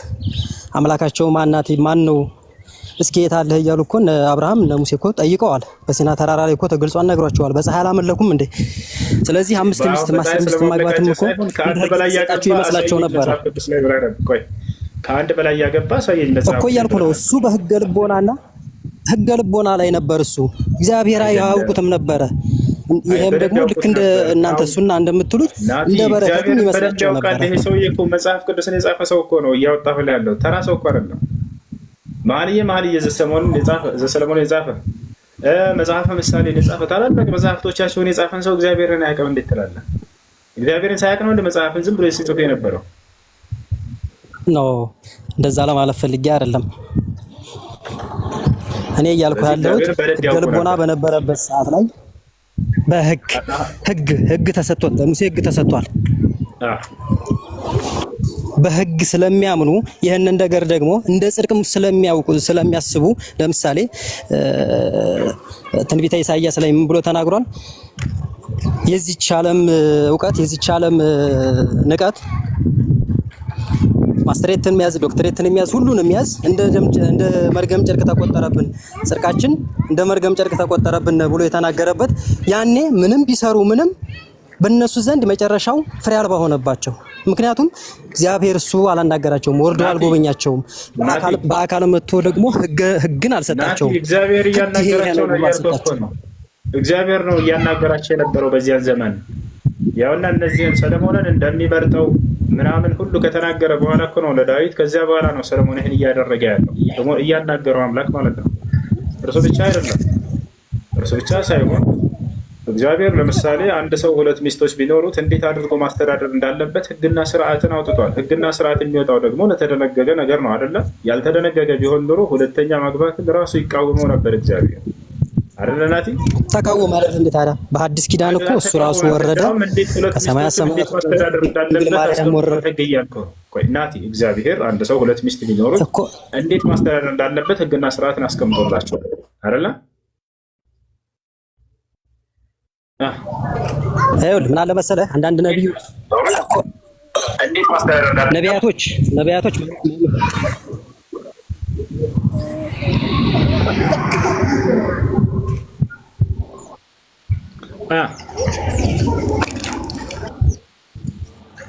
ወይ አይ ያወራህ መስሎኝ ኔትወርክ የያዘ መስሎኝ ነበር። እና እኔ እያልኩ ያለሁት ነቢያቶች እንደዛ ይናገሩ ነበር። አድርገዋል፣ አላደረጉም ማለት አይደለም። ሰርተውታል፣ አድርገውታል። ነገር ግን በሐዲስ ኪዳን ክርስቶስ ራሱ ወደ ምድር መጥቶ ግን ደግሞ ህግ ይሄ ነው አይደለም እንተው ሳይሆን ያነ በህገ ልቦናና በህገ ኦሪት ስለነበር ሲመሩ የነበሩት አብርሃም ጨረቃን አላመለከም እንዴ? ይሄ ትክክል ነው። አብርሃም እግዚአብሔር መልክተኛ ነው። እግዚአብሔርን አናግሮት ነው። ህገ ኦሪት ከማን ነው? ከእግዚአብሔር ነው አይደለም?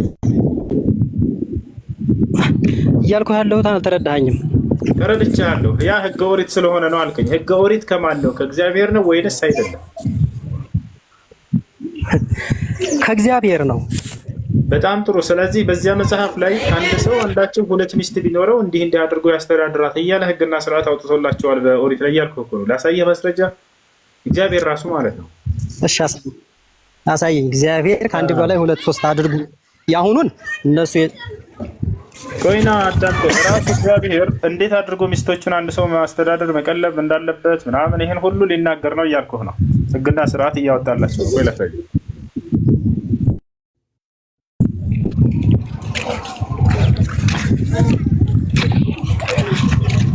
ሁሴ ተወው በቃ።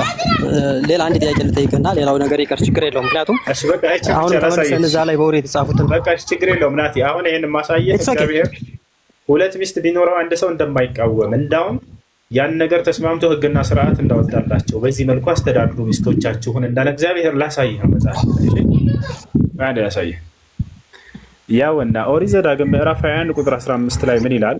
ለአንድ ሰው ለአንዲቱ የተወደደች አንዲቱም የተጠላች ሁለት ሚስቶች ቢኖሩት፣ ይሄ ኃጢአት ነው እንዳይመስላችሁ። እግዚአብሔር እንዴት አድርጎ እነሱን ማስተዳደር እንዳለበት ይገልጽ። ሁለት ሚስቶች ቢኖሩት ለእርሱም የተወደደችው ደግሞ የተጠላቸው ልጆችን ቢወልዱ በኩሩም ከተጠላቸው ሚስት የተወለደ ልጅ ቢሆን እያለ ያው ህግና ስርዓትን ያወጣል። ልቀጥልልህ፣ ላንብብልህ።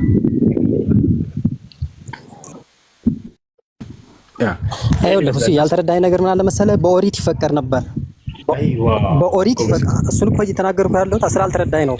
ማብራሪያ እያመጣህልኝ ያለህ እሱ ኦኬ። ተወው፣ መጽሐፉ የኛ ስለሆነ አሁን መጣ በቃ። ስለዚህ በኦሪት ተፈቅዶ ነበር፣ በአዲስ ኪዳን ግን ተከልክሏል ነው አይደል ሀሳብህ? አሁን መጣህልኝ። በአዲስ ኪዳን የተሰሩትን እናንተ ነበር ሲያወጣ የነበረው የአዲስ ኪዳኑ አምላክ ነው ወይንስ ሌላ አምላክ ነበር? እስካሁን በቃ አምላክ ነው እንጂ። አላሁ አክበር። ስለዚህ ያ አምላክ የራሱ የአዲስ ኪዳን አምላክ ነው። የዛኔ ከአንድ በላይ ሲፈቅድ የነበረው ማለት ነው አይደል? ወይንስ ሌላ አምላክ ነው? አሁንም አልተረዳኸኝም። ተረድቻለሁ። አንድ ጥያቄ ልጠይቅህ። አምላክ ነው ያንን ህግ ሲያወጣ የነበረው ወይንስ ሌላ አምላክ ነበር? የት አድርጋለህ ክርስቲያን?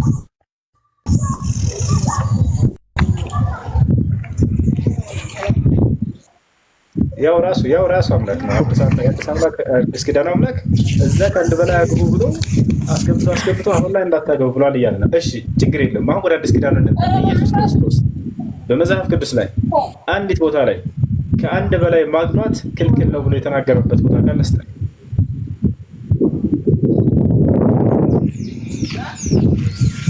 ምዕራፍና ቁጥሩን እንዲህ ነው ብዬ ባልነግርህም ሚስትህ ብትሞትብህ ወይም ባልሽ ቢሞትብሽ ጥለህ ውጣ ነው የሚለው። የሚወደኝ ቢኖር እኔን ይከተላል እንጂ ሌላ ፈታህ አግባ፣ ሶስትም አራትም አግባ አይልም። በአዲስ ኪዳን ማስረጃ ካለ ማቅረብ ትችላለህ። ምክንያቱም የሚወደኝ ቢኖር እኔ ከአንድ በላይ ማግባት ክልክል ነው ወይንም ከአንድ በላይ አታግቡ ብሎ የተናገረበት ቦታ የለም። ያ ማለት እኮ ያን እኮ ነው እየነገርኩህ ያለሁት እኔ አሁን አንዴ እንጂ ናቲ በሃይማኖቴ።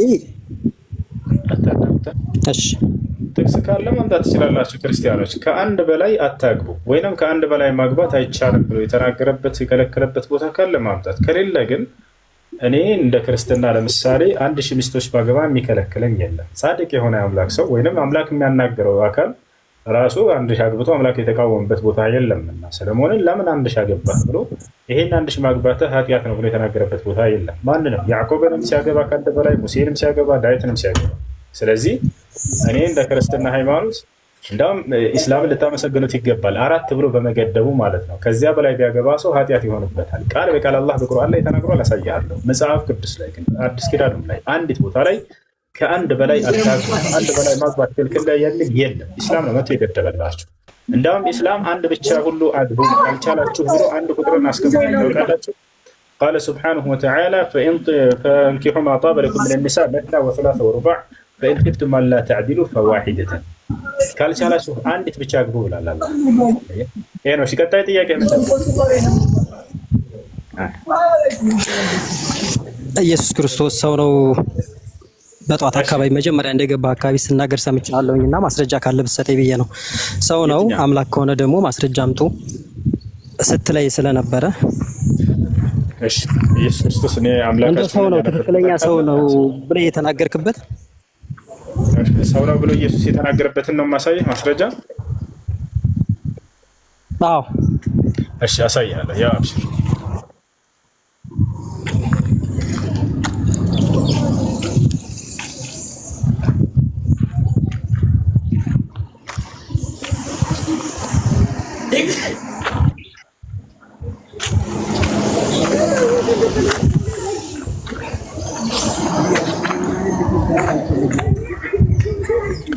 ያው ናቲ ይታያል። ዮሐንስ ወንጌል ምዕራፍ 8 ቁጥር 40 ላይ ኢየሱስ ክርስቶስ ነገር ግን አሁን ከእግዚአብሔር የሰማሁትን እውነት የነገርኳችሁን ሰው ልትገድሉ ትፈልጋላችሁ፣ አብርሃም እንዲህ አላደረገም ይላል። ያው ከእግዚአብሔር የሰማሁትን እውነት የምነግራችሁ ሰው ነኝ ብሎ ተናግሯል።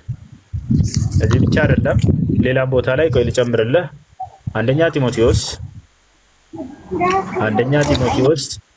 ምዕራፍ 2 ቁጥር 5 ላይ ያው 5 ቁጥር ላይ ይታያል። አንድ እግዚአብሔር አለና በእግዚአብሔርና በሰው መካከል ያለው መካከለኛ ደግሞ አንድ አለ፣ እርሱም ምን የሆነ ሰው የሆነ ክርስቶስ ኢየሱስ ነው። ምን በትክክል አየህ፣ በአንደበትህ ኢየሱስ ክርስቶስ አምላክነቱን አረጋግጦ የተናገረበትን ምዕራፍና ቁጥር እንድትገልጽልኝ እንድታወጣልኝ ፈልጌ ነበር፣ ጠቀስክልኝ። አዎ ኢየሱስ ክርስቶስ ሰው ሆኖ መጥቷል። ግን ፍጹም ሰው ፍጹም አምላክ ሆኖ ነው እንጂ የመጣው አንተ እንደምታስበው ወይንም ደግሞ እናንተ ነብይ እንደምትሏቸው ነቢያቶች ሆኖ አይደለም የመጣው። ሰው ነው የሚል እኮ ነው ያሳየው ወገኔ። በቃ አሳየኛል። አዎ ምክንያቱም እንድትናገርልኝ ስለፈለግኩ ነበረ። ተናገርኩኝ። የተናገርኩት እኮ ሰው ነው የሚለው ነው። አትሰማም እንዴ? አታይም እንደ እያወጣሁ ሰው ነኝ እያለ ኢየሱስ የተናገረበትን እኮ ነው ያሳየው። እኔ ከእግዚአብሔር የሰማሁትን እውነት የምነግራችሁ ሰው ነኝ አለ ኢየሱስ። ዮሐንስ ወንጌል ምዕራፍ 8 ቁጥር 40 ሰው መሆኑን ተቀበልክ ማለት ነው? አዎ ሰው ፍጹም አምላክ ነበረ፣ ምንም ጥያቄ የለውም። አሁን እኔ ሰውነቱን አሳየሁ፣ አንተ ደግሞ አምላክ ነኝ ያለበትን አሳየንና የዛኔ የፈለግከው ተሳክቷል ማለት ነው። እኔ ላሳይ። አይ ቆይ መርሃባ፣ ችግር የለውም አብሽር፣ ችግር የለውም። እግዚአብሔር አምላክነቱን ምን ይላል? ወደ ዕብራውያን ሰዎች ምዕራፍ 1 ቁጥር 10 ላይ አንድ ያውጣልኝ ስልክ። ዕብራውያን 1 10 ክርስቶስ አምላክ ነኝ ያለበት ቦታ የለም። ከሱ ንግግር እንጀምርና እንሄዳለን። ችግር የለም እኮ እየነገርኩህ ነው እንጂ ታዲያ አውጣልኝ እና እሱን ቪወር አሉ ተመልካች ይኸው አምላክ ካልሆነ ዕብራውያን 1 10 አውጣልኝ። ዕብራውያን 1 10 እሺ ላውጣልህ። ዕብራውያን 1 10 ላይ ምን ይላል? ይላል ደግሞ ጌታ ሆይ አንተ ከጥንት ምድርን መሰረትክ፣ ሰማዮችም የእጆችህ ስራ ናቸው። እሺ ቀጥል አንብብልኝ። እሺ ቀጥላለሁ። እነርሱም ይጠፋሉ፣ አንተ ግን ጸንተህ ትኖራለህ። ሁሉም እንደ ልብስ ያረጃሉ። እግዚአብሔር ይስጥልኝ፣ አመሰግናለሁኝ። ሁሉም የእጅ ስራ ናቸው፣ ሰማያቶች እንደ መጎናጸፊያ ተጠቀልላቸዋለህ። አንተ ግን ጸንተህ ትኖራለህ፣ አንተ ግን ሕያው ነህ ብሎ ተናግሯል። የአምላክ አይደለም ነብዩ መሐመድ ሕያው ነው አይደለም? ይሄን ብቻ መልስልኝ። አሁን ሕያው ነው። አሁን ጨርስ እንጂ ማነው ሰማይና ምድር የሰራው? ሰማይና ምድር የሰራው ማን ነው? ክርስቶስ፣ እግዚአብሔር አምላክ ክርስቶስ ኖ ክርስቶስ ነው የሚለው የት ጋር ያገኘው? እግዚአብሔር ነው ሰማይና ምድር የፈጠረው። ኦሪት ዘፍጥረት ምዕራፍ 1 ቁጥር 1 ላይ እግዚአብሔር በመጀመሪያም ሰማይና ምድርን ፈጠረ ይላል። እግዚአብሔር እንጂ ሲፈጠር የነበረው ቆያና ምድረጋበለ እሺ ችግር የለውም። እሺ አንደኛ እሱ ነው። ኢየሱስ ክርስቶስ ራሱ ፍጡር ነው። ፍጡር እንደሆነ ማስረጃ ላሳየህ። አይደለም ሊፈጠር ፍጡር ደግሞ ፈጣሪ ሊሆን አይችልም በፍጹም። አንዴ ላስቸግርህ። ቆላሲስ 1:15 ላይ ያውጣልኝ በክርስቶስ ኢየሱስ እንደተፈጠረ ጥቅስ መሄዳቸው ቆይ አዳምጥ። ፍጡር ማለት ምን ማለት? አንዴ ፍጡር መሆኑን ክርስቶስ እንረዳና ወደ ቀጣይ እንሄዳለን። ፍጡር ማለት ምን ማለት ነው? አንድ ነገር እሺ፣ ፍጡር ማለት አንድ ነገር ልንገርህ። እግዚአብሔር አምላክ ወደዚች ምድር ሲመጣ ፍጹም ሰው ፍጹም አምላክ ነው። እንደ ሰው ሆኖ የሰራቸው ስራዎች አሉ። እግዚአብሔር ነው የመጣው። እግዚአብሔር ነው የመጣው ወይንስ እግዚአብሔር አንድያ ልጁን ነው የላከው? አንድያ ልጁን ልኳል እግዚአብሔር። ስለዚህ እግዚአብሔር ነው የመጣው። እግዚአብሔር ራሱ ነው የወረደው። አንድያ ልጁን ለክቶ ልኳል። አንድ ልንገርህ፣ አንዴ 2 ደቂቃ ብቻ ስማኝ። ዮሐንስ እና መሬት እግዚአብሔር አንድያ ልጁን ላከ ነው የሚለው ዮሐንስ። አንተ ደግሞ አይ ራሱ የመጣው እግዚአብሔር ነው እያልከን ነው። ሁለቱም ናቸው የመጡት? እግዚአብሔርም ልጁ ናቸው የመጡት ወይንስ እግዚአብሔር ልጁን ነው የላከው ወይንስ እግዚአብሔር ነው የመጣው? ልመልስልህ። በመጀመሪያ ዘፍጥረት ምን ይላል? ቃል ነበረ፣ ሰማይና ምድር የቆመ የተሰጡት በቃል ነው። ዘፍጥረት ላይ በመጀመሪያ ቃል ነበር አይደለም? ዮሐንስ ላይ ነው ያለው እኮ። ዮሐንስ ላይ ይላል ዘፍጥረት። አዳምጠኝ እንጂ ዘፍጥረት ምንድን ነው የሚለው? ሰማይና ምድር የተፈጠሩት በምንድን ነው? በቃል ነው። እቺ ምድር አሁን ያለችባት ምድር እኮ ብጥብጥ ውሃ ላይ ነው ያለችው። እቺን ያለባላ ያቆመ ምንድን ነው? ቃል ነው። ይሁን ለይኩን ተብሎ አይደለም የተፈጠረችው? አይደለም ወይኔ በፈጣሪ ቃል አይደለም ሰማይና ምድር የፈጠረው። ዘፍጥረት ላይ እንደዛ አይልም። ለምን መጽሐፉ ቃል ተረዳ አላስረዳህ? ይኸውልህ ናት አንድ ያውጣልኝ። እሺ ዘፍጥረት፣ እሺ ዘፍጥረት አንድ አውጣልኝ። የፈጠረው እግዚአብሔር ነው፣ ግን ሁን አለ ሆኖ ነው የሚለው። ቆይ ላሳየህ። የፈጠረው ቃል ነው ይላል። ተመልከቱ። ቃል ፈጠረ ይላል እኮ። ቆይ ላሳየህ። የፈጠረው እግዚአብሔር ነው። ዮሐንስ 1:1 ምን ይላል ታዲያ? እና ወይ የአድሮ ሰማይና ምድር የፈጠረው ቃል እዛ ላይ ቃል ፈጠረ የሚለው። ቆይ ላሳየህ። አንድ ጊዜ ሁሉን የፈጠረው አምላክ ነው እግዚአብሔር ብሎ ይገልጻል። ቃሉ ነገራቶችን ይፈጥራል ነው ይፈጥራል እንጂ ቃሉ ቃል ፈጠረ የሚል የለም። ቆይ ላሳየህ። ተረጋጋ። እና ኦሪት ዘፍጥረት ምዕራፍ 1 ቁጥር 1 ላይ ሰማይና ምድርም ማን እንደፈጠረ አንዴ እናሳየህ። ኦሪት ዘፍጥረት ምዕራፍ 1 ቁጥር 1 በመጀመሪያም ቃል ፈጠረ ነው የሚለው አይደለም። ድጋሜ ስልክ ቢኖረኝና እንዳንተ ዲስፕሌይ እያደረግኩኝ ናት። ይኸውልህ ይኸው ቃሉን አንብብሽ። አዎ በሚገባ እግዚአብሔር ሰማይና ምድርን ፈጠረ ነው የሚለው። ምድርም ባዶ ነበረች፣ አንዳችም አልነበረችም፣ ጨለማም በጥልቁ ላይ ነበረ፣ የእግዚአብሔር መንፈስ በውሃ ላይ ሰፍኖ ነበር እያለ ይናገራል። እዚህ ቦታ ላይ ማነው ሰማይና ምድር የፈጠረው? እግዚአብሔር ነው አይደለም? እግዚአብሔር ምን ብሎ ነው የፈጠረው? ይሁን ለይኩን ብሎ በቃል አይደል የተፈጠረው? ግን ፈጣሪው ማን ነው? በቃል ነው የተፈጠረው። ይሁን ብሎ ብቻ በስትንፋስ ይሁን በማለት ብቻ እግዚአብሔር ነው ፈጣሪው። ስለዚህ ይናገራል። ተናጋሪ ነውና እግዚአብሔር በመናገር ሁን እያለ ይፈጥራል። ያ ግን የተናገረው ሁን የሚለው ቃሉ ሳይሆን የፈጠረው እግዚአብሔር ነው የፈጠረው። በምኑ በቃሉ ፈጠረ። ችግር የለውም እኮ በእርሱ ላይ በቃ እንደሱ ዮሐንስ 1:1 ደግሞ አውጣልኝ። ዮሐንስ 1:1 ደግሞ አውጣልኝ። ምን ይላል? ያ ቃል ድሮ ሰማይና ምድር የተፈጠሩበት ቃል ግን ስጋ ሆነ። ያ ሰማይና ምድር የተፈጠረበት የሰማይና ምድር የተፈጠሩበት ቃል ስጋ ሆነ አይደለም? እንዴት ነው ያስረዳ? አውጣልኝ። ዮሐንስ 1:1 አውጣልኝ። ከሻታላ በመጀመሪያው ቃል ነበር፣ ቃልም ከእግዚአብሔር ዘንድ ነበር፣ ቃልም እግዚአብሔር ነበር። በቃ እሱ ላይ አንደር ላይ እናድርግልኝ። ቃልም ምን ይላል? የእግዚአብሔር ነው ይላል ወይስ እግዚአብሔር ነው የሚለው? እሷን አንደር ላይ እናድርግልኝ። ቃልም በጣም ተመልከት። እግዚአብሔር ነው የሚለው ወይስ የእግዚአብሔር ነው? የእግዚአብሔር እንደሆነ እዚያው መጽሐፍ ቅዱስ ላይ ማስረጃ ሰጣለሁ። ችግር የለም። እኛም የክርስቶስ ያ ቃል እግዚአብሔር ነበር። አታዳምጥም? ልሰጠህ ነው ፍቺ ከራሱ ከመጽሐፍ ቅዱስ አዳምጠህ። ቃልም የእግዚአብሔር ነው የሚል አለ ወይ እያለ ነው። ወላሂ በጠየቀው መሰረት ልሰጠው።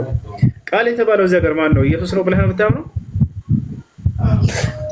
ይሄ እኮ ልመልስልህ ነበረ፣ አንተ ቸኮልክብኝ እንጂ እኮ እየጠየቅኩህ ነው። መልስ። ቃል የተባለው ኢየሱስ ነው ወይ? አዎ።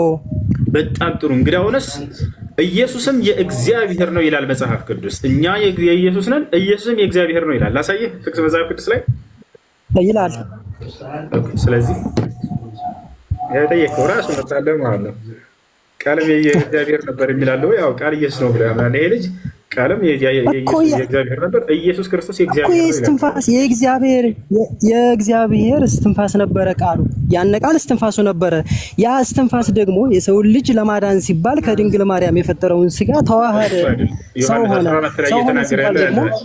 ዮሐንስ ላይ እየተናገረ 14 ላይ እየተናገረ ያለው ያን አይደለም። አሁን ልንገርህ።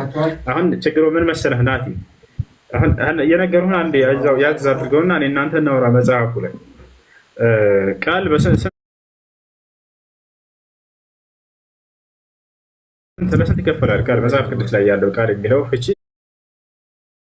ስንት ፍቺ አለው ማለት መዝገበ ቃላዊ ፍቺ ነው። ቃል የሚለው ስንት ፍቺ አለው እንደ መጽሐፍ ቅዱስ? እንደ መጽሐፍ ቅዱስ ቃልማ አንድ ፍቺ ነው ራሱ። እሺ እንግዲያውንስ እንደሱ ከሆነ ወካነት ከሊመቱላሂ ተንሙ ይላል። የእግዚአብሔርም ቃል እየሰፋ ይሄዳል ይላል። ኢየሱስ እየሰፋ ይሄዳል ማለት ነው። እየሰፋ ይሄዳል ሳይሆን የእግዚአብሔር ቃል እየሰፋ ይሄዳል ማለት በህዝቡ ዘንድ ትምህርቱ እየሰፋ ክርስቶስ በአጭር በጠባብ ደረት በአጭር ቁመት ቃል የሚለው ትምህርት በሚል ይፈታል ማለት ነው አይደለ? አሁን መጣልኝ አየኸው። ስለዚህ ቃል ሲባል አንድ ፍቺ ነው ያለው ኢየሱስ ብቻ ነው የሚለውን እይተው ነው። ይሄ ልጅ በጣም ጥሩ እርምጃ ነው። ስለዚህ ቃል የሚለው ለትምህርት ይሆናል የሚለውን ፍቺ አገኘን። አሁን በጣም ጥሩ ኢየሱስ ቃል ተብሏል። እሺ ችግር የለውም። አንተ አሁን እኮ አልከ ትምህርቱ እየሰፋ ይሄዳል ማለት ነው አልከ። የእግዚአብሔር ቃል እየሰፋ ይሄዳል ሲል ምን ለማለት ነው? ስለ መጽሐፍ ቅዱስ ላይ ትምህርቱ እየሰፋ ይሄዳል ማለት ነው አልከ። ስለዚህ ቃል የሚለው ትምህርት ይፈታል ማለት ነው አይደል? ታዲያ በሰማይ የሚኖረው አምላክ ወደ ምድር መጣ ማለት እየሰፋ ሄደ ማለት አይደለም? የማይታየውን አየህ፣ የማይጨበጠውን ጨበጥክ። ይሄን አደረክ ማለት ሰፋ ማለት አይደለም። ስለዚህ ክርስቶስ ነው መጽሐፍ ቅዱስ። እሺ የእግዚአብሔር ቃል ሲባል ጊዜ ኢየሱስ ክርስቶስ ብቻ ነው ፍቺው? አሁን አንተ ሐሳብ? አዎ የእግዚአብሔር ቃል ከተባለ በጣም ጥሩ። የእግዚአብሔር ቃል ሲባል ጊዜ ኢየሱስ ክርስቶስ ብቻ ነው። እሺ መጽሐፍ ቅዱስ ምንድን ነው? የእግዚአብሔር ቃል ነው አይደለም? ነው። አላሁ አክበር። ስለዚህ ኢየሱስ ክርስቶስ ብቻ አይደለም የእግዚአብሔር ቃል፣ መጽሐፍ ቅዱስ ራሱ የእግዚአብሔር ቃል የሚል ፍቺ ነው ማለት ነው። መጽሐፍ ቅዱስ ራሱ ስለ ኢየሱስ ክርስቶስ መስሎኝ የሚያትተው ስለማን ይናገራል አይደለም? ጥያቄ እባክህ ስለማን ይናገራል ሳይሆን መጽሐፍ ቅዱስ ራሱ የእግዚአብሔር ቃል ይባላል አይባልም ነው። ስለ ቀኛዝማች፣ ስለ ግራዝማች፣ ስለ ኡስታዝ፣ ስለ ምናምን አይደለም መጽሐፍ ቅዱስ የሚያትተው አይደል? ስለ ኢየሱስና ስለ ኢየሱስ ብቻ ነው። ቆይ ስለማን ይናገራል ሳይሆን በቃ ስለዚህ ኢየሱስ የእግዚአብሔር ቃል ነው ወይንስ አይደለም? ስለ አዎ የእግዚአብሔር ቃል ነው። ትክክል ነህ። ማስረጃ እንዲያግዝህ ሕዝቅኤል ምን አለ? ሕዝቅኤል ምዕራፍ 23 ቁጥር 1 ላይ የእግዚአብሔር ቃል እንዲህ ሲል ወደ እኔ መጣ ይላል። የእግዚአብሔር ቃል እንዲህ ሲል ወደ እኔ መጣ የሚለው ሕዝቅኤል ኢየሱስ ወደ እኔ መጣ እያለ ነው ወይንስ የእግዚአብሔር ንግግር መጣ እያለ ነው? በመንፈስ እግዚአብሔር አናገረው፣ በመንፈስ ወረደ። ንግግሩ የእግዚአብሔር ንግግር መጣ ማለት ነው አይደለ? ክርስቶስ ወርዶ አናገረው በመንፈስ። ያ ማለት ክርስቶስ ራሱ ነው። ፈጣሪ የእግዚአብሔር ቃል እንዲህ ሲል ወደ እኔ መጣ እያለ የእግዚአብሔር እንዲህ አለኝ እያለ ሲናገር የእግዚአብሔር ንግግር ማለት አይደለም? አልተረዳኝም እኮ። ማን የሚያናገረው ማን ነው ታዲያ? መንፈስ ቅዱስ አይደለ? ማን የሚያናገረው ሳይሆን ምኑ ነው የመጣው? ከኢየሱስ ማን ነው? ወደ እግዚአብሔር ወደ ክርስቶስ ጽሑፉ ነው ኢየሱስ ክርስቶስ።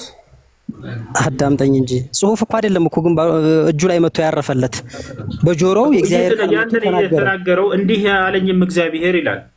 ያን እያለው እየተናገረ ንግግሩ ኢየሱስ ነው ወይንስ የአምላክ ቃል ነው?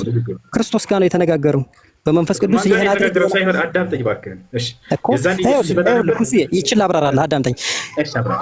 ለሱ መጥቶ ይሄን ነገር አድርግ፣ ይሄን ነገር አታድርግ ብሎ ህግ ቢሰጠው ማን ያናገረው? ክርስቶስ ነው። ያ ቃል ማን ነው? የክርስቶስ ቃል ነው። ማስረጃ ኢየሱስ ሲያናግረው እንደነበር ማስረጃ ምን ማስረጃ? ስለምኑ ነው ማስረጃ? ኢየሱስ እንደሆነ ሲያናግረው